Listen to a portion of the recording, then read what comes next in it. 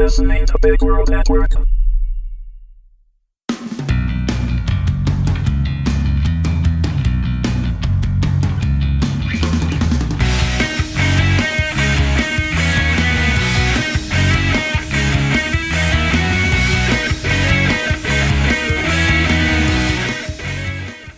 Queen of Diamonds, Episode 1, written and read by Wendy Herman. I sat bolt upright, having had one of those dreams that made me forget where I was, forget that I was far from home, from my kids. It was the middle of the night, but the moon was so bright I could see far across the water. Out of habit, I scanned the horizon, looking for any sign of a rescue boat, or other boat that might hold several South African soldiers who would not hesitate to kill me for the contents of the crate that was now buried just inside the jungle behind me. Only Tate and I knew exactly where. A crate that I had accidentally taken from the floating wreckage, praying it contained medical supplies. It didn't contain medical supplies. It contained diamonds. Hundreds, maybe thousands of diamonds. We hadn't counted, but it was more diamonds, uncut and unrefined, than I had ever seen in my life, including on the movie screen, and Tate had been just as dumbfounded as I was. If we knew what the hell a crate full of diamonds was doing on an ocean liner in the first place, then we might be able to figure out why these men, who seemed void of souls, had gunned down innocent people and then blown up the ship looking for it. The memory of that horrific event overwhelmed my senses for a moment, and I had to hold my head with both hands. I tried to take deep breaths and calm down, but it was taking longer than usual to go to my happy place. Maybe because I wasn't sure where that was anymore. At home with my kids? I couldn't think about them.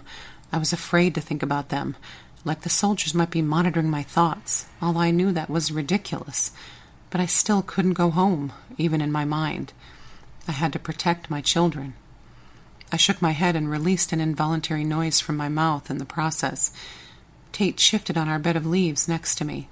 I froze, not wanting to wake him. He needed sleep. His wound still wasn't healing as quickly as it should be, and I worried about that too. It was as if my mind was nothing but a list of things to worry about now. I stared at the big, beautiful moon and found myself praying to the moon goddess herself, my favorite name for her being Magdalena. Please let them know that I'm okay, was all I asked, from one mother to another. She understood me, and I was suddenly filled with a sense of calm.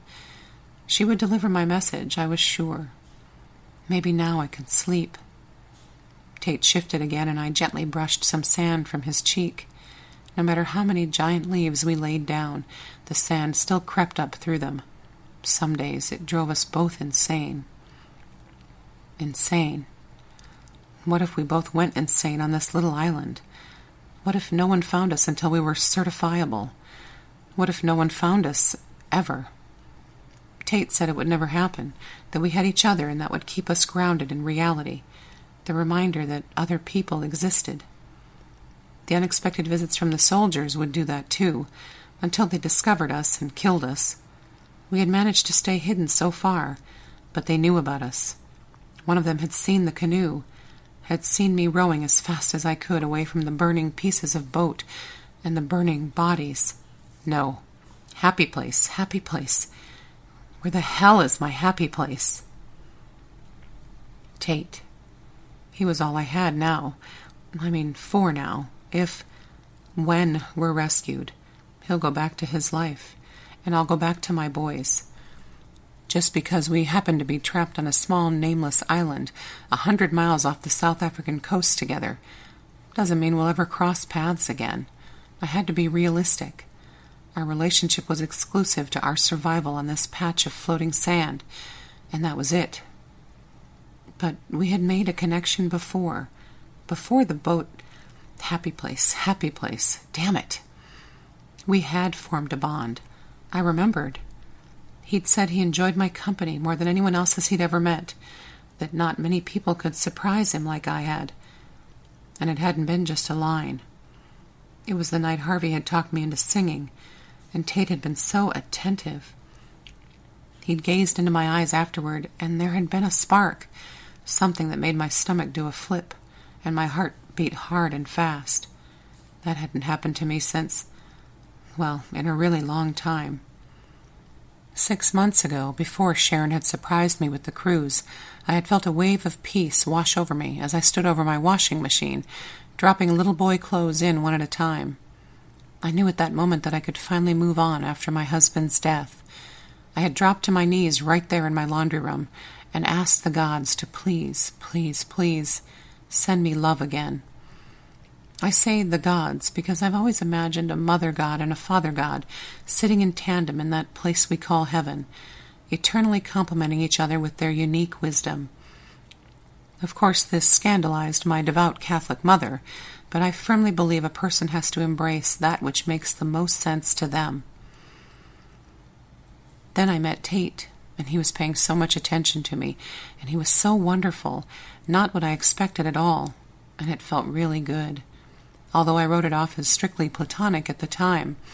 He wasn't reading from a script when he told me those things. He was just Tate. Just Tate Gillette. Voted the most eligible bachelor in the world by People magazine last year. Movie star, all-around sexy hunk. And I was just a 42-year-old widow from Wyoming, with 4 beautiful sons who needed their mother, because they no longer had a father. How could I even be thinking romance when I may never see my boys again? I had to be the most selfish person on the planet. And there it was. I'd waited for that moment for 6 weeks, the moment when I wouldn't be able to hold it in any longer, and the sobs came. I surrendered to them, and they took over, shaking my whole body. It felt amazing.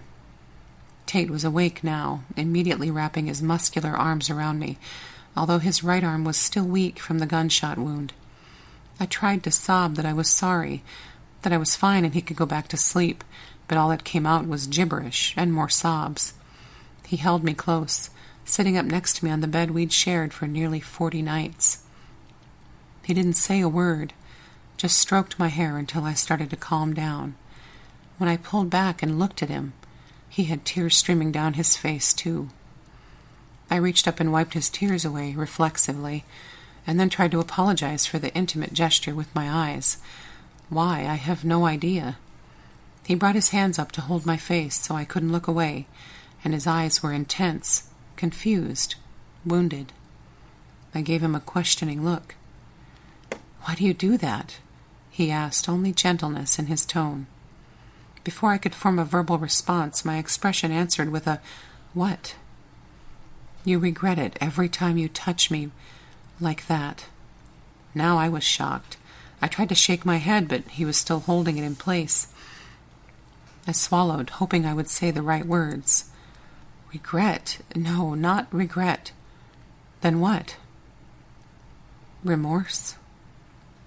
"I don't want you to think that I think that just because we're in this situation together that I expect..."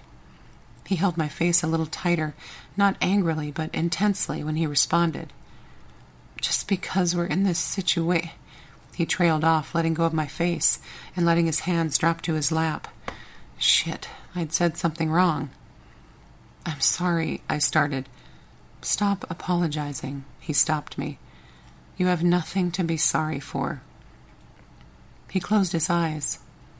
"I know what you've been through in your life, and I know you're terrified you'll never see your boys again. I wish I could tell you we're going to go home soon and everything will be fine, but I can't. I don't know how you're handling this so well. I feel like I'm going to explode, and with the exception of my mother, who's probably convinced Harrison Ford to fly his rescue helicopter over here to search for me, I don't have anyone I really care about who's missing me right now." He sat up a little straighter, stretching his back, and took a deep breath. He found my eyes again and smiled. At least, I didn't really care about anyone. Until 2 months ago. I must have looked as lost as I felt. I heard what he said, but my brain was refusing to process it. 2 months ago, we were still safe and sound on a cruise that was supposed to last a month. We had just met.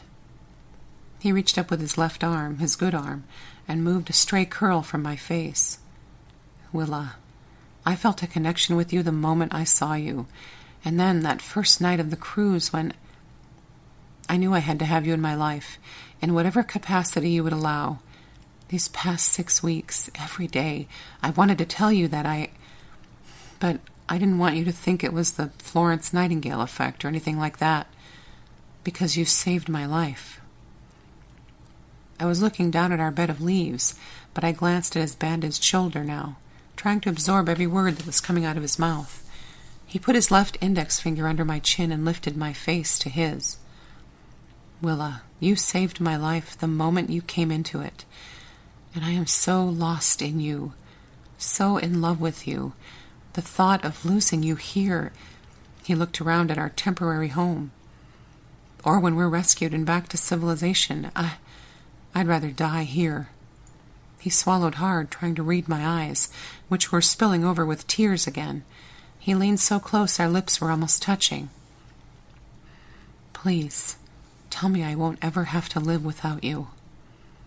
I couldn't speak, so I shook my head fervently, my eyes never breaking contact with his amazing baby blues. They matched the ocean. The sobs racked me again, but this time they were joy, rapture, pure bliss. He held my face in his hands again, and he was sobbing too, but somehow we managed to kiss. The electricity that shot through me could have lit up New York City, I was sure. Our tears subsided as the kisses grew more and more glorious, each one opening a new pathway of electric current through our bodies.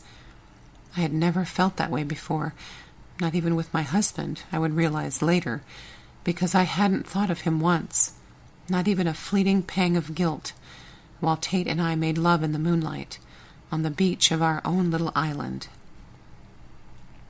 I felt like a queen, and he was my king. And suddenly, I wasn't stranded with Tate the movie star, but Tate the man who had just professed his eternal love to me in a way that every woman deserved. And I did deserve it, deserve him. I hadn't allowed myself to see it, because it had seemed so unbelievable. But I had won the heart of the most eligible bachelor in the world, without even trying. The gods had answered my prayer.